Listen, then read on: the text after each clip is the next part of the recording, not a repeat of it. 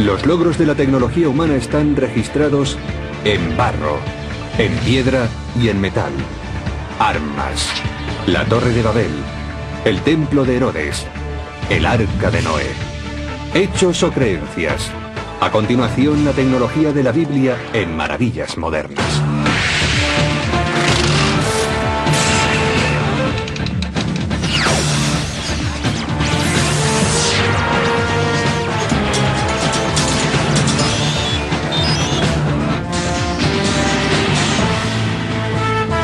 La tecnología de la Biblia.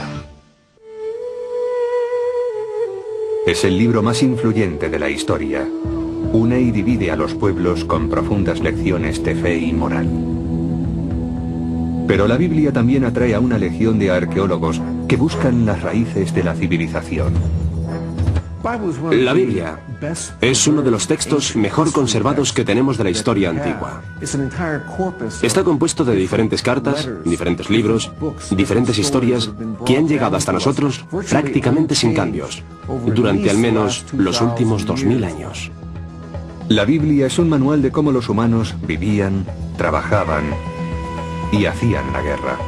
Cómo convertían las materias primas en objetos que aún hoy en día siguen siendo útiles a la humanidad. Lo que vemos descrito en la Biblia es, en cierto modo, un mundo de tecnología que transcurre desde los comienzos hasta el final de la Edad de Bronce, también durante la Edad de Hierro hasta alcanzar la época romana. En la medida de sus posibilidades, aquellos hombres eran maestros en el control de su entorno. En el primer libro de la Biblia, el Génesis, el alborear de la tecnología se muestra en un legendario proyecto de construcción. Y dijeron: vamos, edifiquemos una ciudad y una torre cuya cima llegue al cielo, y démosle un nombre, para que no nos dispersemos por la superficie de la tierra. La ciudad era Babilonia, y por eso la torre se llamó Babel, y fue construida para rivalizar con Dios y proclamar la grandeza del hombre. Según cuenta la historia, Dios castigó al pueblo confundiendo su idioma. Incapaces de comunicarse entre sí, formaron tribus y se dispersaron por toda la tierra. ¿Pero existió realmente la Torre de Babel o fue solo la piedra angular de una parábola? ¿Pudo ser un figurat?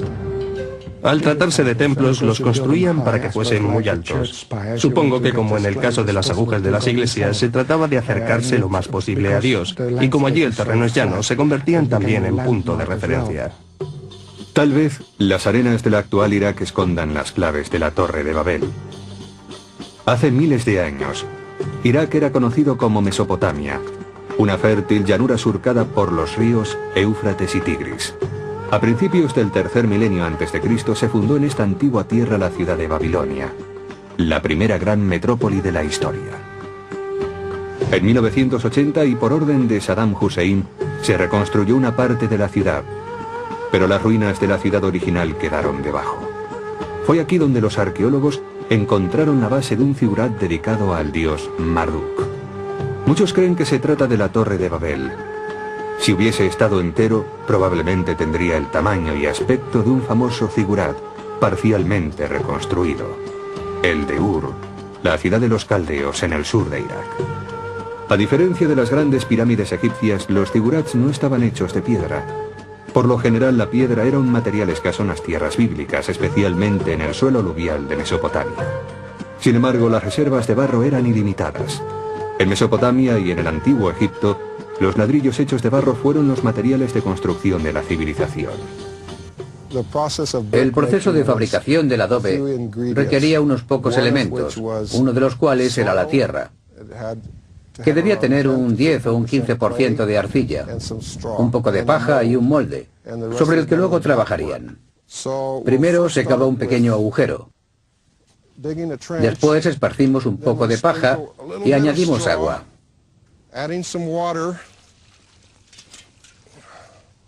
Lo siguiente que hay que hacer es mezclar el barro. La arena es el relleno. La arcilla le da la consistencia y la paja une la masa. Esto es un proceso que se llama de barro compacto, en el que el barro tiene que estar bien compactado para que al meterlo en el molde no se nos desparrame. Ahora retiramos el molde.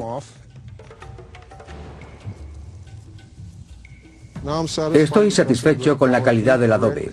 Por supuesto, el adobe tiene que secar al sol, cocerse al sol unos 25 días. Los antiguos zigurats eran monumentos de barro cocido al sol. Lo característico de estos templos es que estaban construidos en capas o escalones, a los que se añadían nuevos escalones más estrechos durante el reinado de cada uno de los sucesivos gobernantes. Los zigurats más altos estaban proyectados para tener 7 pisos y más de 90 metros de altura, empleándose en ellos más de 8 millones de ladrillos de barro. Pero el tamaño no siempre significa fuerza. Hemos de tener en cuenta que un ladrillo de barro es básicamente barro seco. Así que si llueve sobre él o se humedece, vuelve a convertirse en barro. Para combatir contra los elementos, los constructores de Mesopotamia recurrían a la impermeabilización. Una parte de los ladrillos de barro eran cocidos al fuego en hornos. La capa superior de cada piso del zigurat se cubría con ladrillos cocidos en hornos que soportaban el peso de los fieles y a la vez protegían de la lluvia las capas inferiores de adobe. Dando un paso más, añadieron el desagüe. Se hacían pequeños canales en la superficie del ladrillo para recoger el agua de la lluvia, llevándola por los sumideros lejos del zigurat. A pesar de estos esfuerzos, el propio peso planteaba otro problema de ingeniería. Los materiales típicos para construir los zigurats eran sedimentarios. Había que tener en cuenta la sedimentación diferencial. Había que pensar que durante las inundaciones el suelo se convertía en arenas movedizas. Sencillamente, el material sedimentario resbalaba bajo el edificio debido sobre todo a la presión que ejercía este en la parte superior.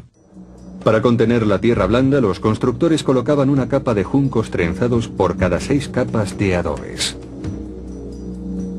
Se trataba de proporcionar un refuerzo para que, cuando el suelo se humedecía y la base se debilitaba, la estructura no se inclinase hacia un lado y se derrumbase. A pesar de su vulnerabilidad a la lluvia, el adobe fue un material de construcción indispensable en los tiempos bíblicos. Hoy está bien valorado en zonas como el suroeste norteamericano. Es barato, abundante y sobre todo energéticamente eficaz. Las casas de adobe tienen la gran ventaja de ser cálidas en invierno y muy frescas en verano. En verano, si los muros son lo bastante gruesos, el calor no penetra, de manera que la casa permanece fresca. Por la noche se duerme con las puertas y las ventanas abiertas, y los adobes absorben el fresco de la noche y lo almacenan como energía, liberándolo después durante el día.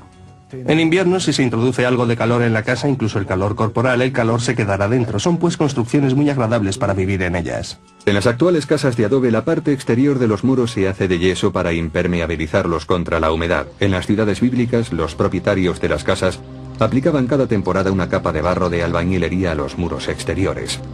El perfeccionamiento del adobe tuvo un espectacular avance durante el reinado del más grande de los gobernantes de Babilonia, el rey Hammurabi, en el siglo XVIII a.C. La norma 229 del Código de Hammurabi además les obligaba a hacer el trabajo bien. Si un constructor construye una casa para alguien y no lo hace adecuadamente, y la casa que él levantó se derrumba y mata a su propietario, entonces el constructor deberá ser ejecutado. Así pues, los constructores estaban bajo una tremenda presión y construían fuertes muros en las casas. Y así desarrollaron una regla general de la altura en relación con el grosor de los muros. Cuanto más alto era el edificio, más gruesos tenían que ser sus muros. Los muros más gruesos también dieron origen a una tecnología de la construcción muy innovadora, los arcos y los techos abovedados. A menudo se concede a los romanos el mérito de ser los primeros en utilizar el arco en la construcción, pero los arcos de adobe, en la antigua Mesopotamia, Israel y Egipto, están documentados miles de años antes del periodo romano. Puesto que el calor asciende, dejando el aire más fresco a nivel del suelo, los techos abovedados más altos ofrecían mayor frescor y más espacio habitable. Lo mejor de los arcos es el hecho de que ahora todo el muro se podía hacer de adobe, sin necesidad de emplear madera, porque la distribución de la carga del arco, en la práctica, reduce la carga que se distribuye por la compresión del arco y hacia abajo, hasta los cimientos. Lo que no se le debe olvidar a la gente es que en realidad ellos tenían el mismo cerebro que nosotros y pensaban un montón de estas cosas. Y para ellos era una cuestión de vida o muerte. El deseo de construir templos cada vez más grandes y más impresionantes es un tema constante en las civilizaciones bíblicas. Pero con una superficie más grande que 30 campos de fútbol, el complejo de la explanada del templo del rey Herodes resulta ser el mayor de todos ellos.